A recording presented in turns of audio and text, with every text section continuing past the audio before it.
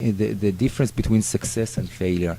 And I would say it this way, the idea is important, but it's not that important. It's much more important the execution of the idea. And the execution at the end of the day, it's the entrepreneur. So the execution is the most important issue.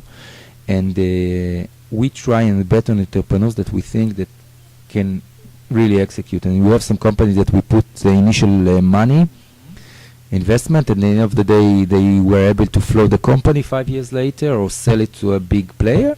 And there were some companies with great ideas, but entrepreneurs that didn't deliver, and at the end of the day we needed to shut the company or things like that. So the execution is very important, and for the investor, if it's an experienced investor, a professional investor, that's the most important criteria of the entrepreneur. And another issue is how much money to raise. And from one end, you don't want to raise too much money because it's an early stage and you don't want to get diluted as an entrepreneur at a low valuation. On the other end, you don't want to raise too small amount because it wouldn't get you to the next stage, and you need to get to the next stage or the next milestone in order to make the next round. So it's always difficult to know how much money to take. First of all, you should match the amount to the idea. There are some ideas, mainly the highly technological ones, that need more money. So you should be aware of that from the beginning. And there are some ideas, like if you come with a new application that might cost only 100,000 or 200,000 to launch the application. So first of all, it depends on the needs, on the capital needs, and also for an investor, as long as we would like to see ventures that the cost to know, what I call, is not that high. That with few hundreds, thousands of dollars, you can know what is happening, and you don't need to invest $3 million and only then. Unless it's a really highly technological invention or something like that. My suggestion to entrepreneurs would be, assuming you can raise more than you think, raise more than you think. I would say up to 50% more. So if you were looking for $500,000 and you have 750 on the table, take it. Don't underestimate the cash needs of the company, because it's more important, and you don't want to find yourself stuck in the middle when the product is not ready and you're searching all around to find more money and starting to explain what happened and why the money wasn't sufficient and so on. So this is an important issue. I would say this way: we get at Plus Ventures more than 800 ventures a year to examine, and we try to be as efficient as we can, to work as fast as we can, because good things, they don't stay too much on the market.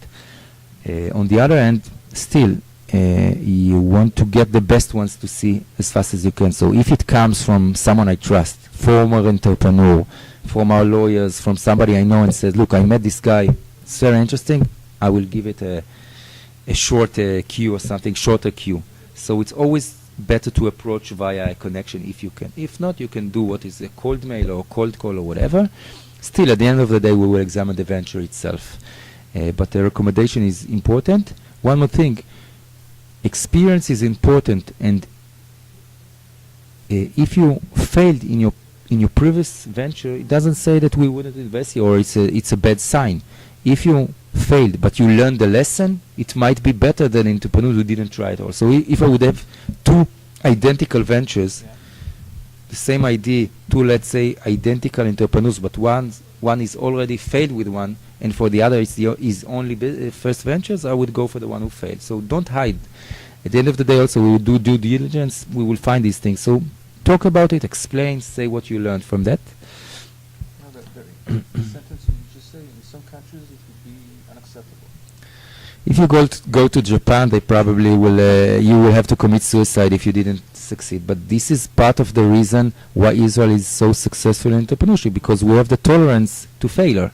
I just met today the ambassador of Korea, and he said, if you fail in Korea, it's the last ventures. I said, in Israel, it doesn't matter.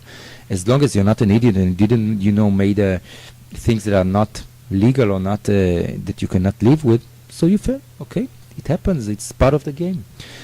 So it's okay. I would like to emphasize another thing.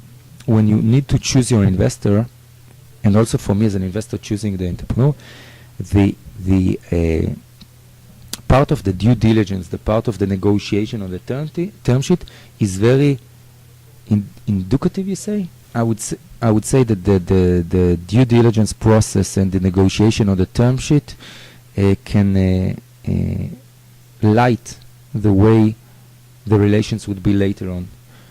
If you are negotiating and the atmosphere is not good and the chemistry is not good, it would be the same after the investment. And if you feel that you have a common language with the entrepreneur, you feel that you can convince him and he can convince you, you think that he's thinking the right way, he's not insisting on things that are not important, and on the other hand insisting on things that are important, this the same way it would be along the road. So it tells us a lot, us about the entrepreneurs and vice versa. So it's an important process, not just the documents and the legal aspect of that. And they should know that there's a lot of money currently in Israel looking for good startups. So if they are not succeeding, first of all, go to the next investor, and you might be able to convince someone. You know, Skype needed to meet, I think, something like 40 VCs before someone gave them money. So if somebody said no, it doesn't mean that the venture is not good, and leave it. On the other hand, try to understand why he said no. And if he's an experienced investor and a professional investor, it might light a bulb and you say, okay, I need to think about this and that. But don't give up. Good ventures always, in my opinion, find money at the end of the day. If you don't find money, maybe the idea is not that good or you're not presenting it good enough.